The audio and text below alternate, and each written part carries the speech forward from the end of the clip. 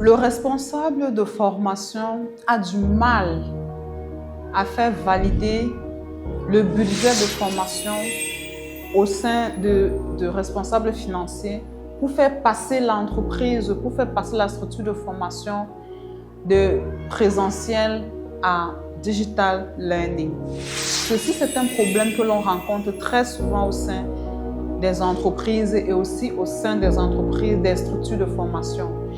C'est-à-dire que le responsable de formation a fait son bilan et il pense que le digital learning serait une solution, mais il continue d'avoir du mal à convaincre le service financier de financer ce projet, de financer cette opération afin que l'entreprise puisse passer du présentiel traditionnel au digital learning ou alors à un système hybride mix.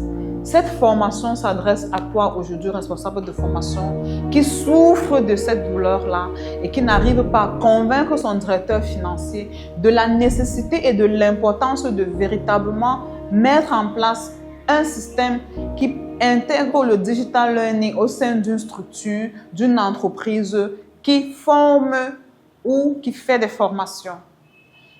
Je suis Astrid de la Han Academy et mon vœu le plus cher, c'est de vous apporter les éléments nécessaires pour vous permettre de passer aisément et tranquillement de formateur traditionnel à formateur du digital learning.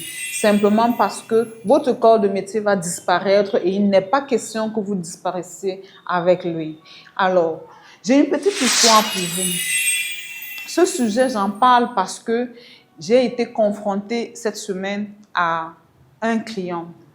J'ai été contactée par le responsable de formation d'une structure de formation qui m'a dit « Astrid, j'aimerais véritablement que notre structure mette en place des modules de formation en digital learning. Je pense que ça pourrait apporter un plus à nos étudiants et véritablement nous faire monter en compétences et en visibilité. » Alors, nous avons discuté du process. Je lui ai expliqué comment le processus allait se dérouler. Il était convaincu de la chose. Nous avons parlé des devis, des coûts et de combien tout ceci allait coûter à l'entreprise.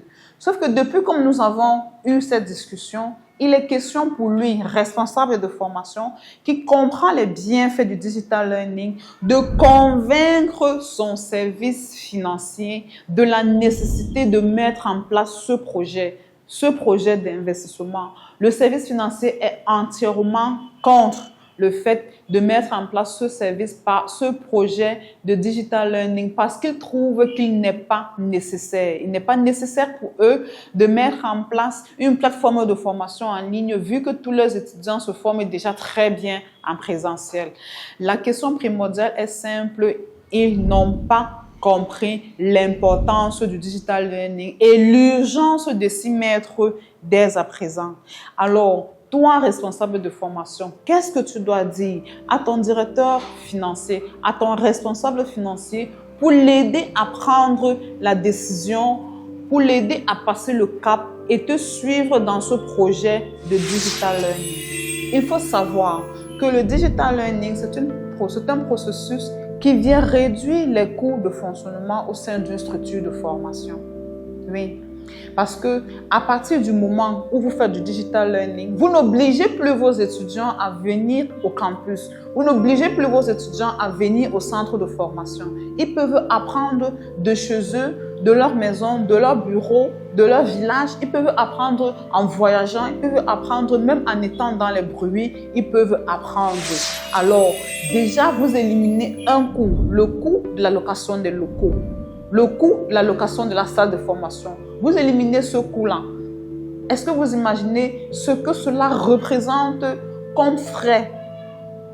Quel pourcentage éliminer ce coût-là diminue dans vos charges de fonctionnement? Deuxièmement, à partir du moment où vous avez mis en place un digital learning, vos étudiants, vous n'avez plus obligation de faire des registres pour émarger la présence. Non, vous n'avez plus besoin de ça. À partir de ce moment-là, vous pouvez réduire les coûts de papier, vous pouvez réduire les coûts d'électricité, vous pouvez réduire les coûts de location de matériel comme les projecteurs, comme les tableaux intelligents, comme les marqueurs, tout ceci sont des éléments dont vous n'avez plus nécessairement besoin et qui viennent en réduction de vos charges de fonctionnement. À côté de cela, quand vous passez au digital learning, un formateur qui devait venir former aujourd'hui, venir demain former, venir après-demain former, la même formation, dire les mêmes choses, simplement à des publics différents, vous n'avez plus besoin qu'il vienne aujourd'hui, demain et après-demain.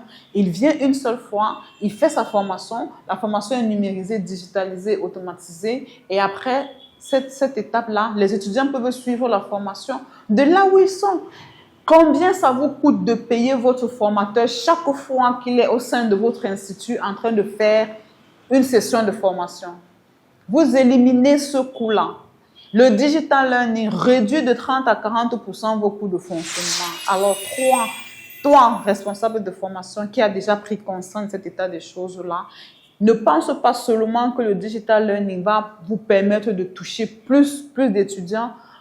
Convainc ton directeur financier en lui proposant ces éléments de réduction de charges de fonctionnement-là, qu'il voit lui-même, qu'il comprenne lui-même, que l'investissement nécessaire qu'il met en place pour payer une agence de digital learning, pour mettre en place votre module de formation en ligne va être compensé et largement, avec un large retour sur investissement dans le temps grâce à l'annulation des contrats de location, grâce à l'annulation des charges logistiques, grâce à l'annulation des charges de rémunération de formateurs. Ce sont des éléments très importants dont il faut discuter avec votre hiérarchie pour qu'ils prennent cela en conscience et que vous puissiez ensemble faire les calculs nécessaires pour vous permettre de véritablement matérialiser et comprendre à quel point le digital learning va venir réduire vos charges de fonctionnement. Donc voilà. Imaginez-vous un seul instant pouvoir réduire vos charges de fonctionnement de 30 à 40% et pouvoir augmenter en même temps votre chiffre d'affaires parce qu'à partir du moment où vous numérisez votre formation, vous touchez même un public qui n'est pas dans votre communauté, dans votre environnement. Alors, si vous pouvez toucher un public qui n'est pas dans votre environnement, ça veut dire que vous vendez plus. Vous avez plus de clientèle et votre chiffre d'affaires va augmenter. Pendant que vos charges baissent, votre chiffre d'affaires augmente. Qu'est-ce qui va se passer? Votre formation sera plus rentable, votre structure de formation sera beaucoup plus rentable. Donc voilà, responsable financier, directeur financier, écoutez votre responsable de formation quand il vient vous parler de la possibilité de passer au digital learning. Parce que ce coût, cet investissement de départ va être largement rentabilisé. Donc, venez me dire en commentaire, vous qui faites déjà du digital learning, combien ça vous a coûté de passer du présentiel au digital learning. Venez nous dire en commentaire ce que cela vous a coûté. Et n'oubliez pas de liker, de partager, de commenter, de vous abonner et de faire grandir cette communauté qui a à cœur l'éducation numérique en Afrique francophone.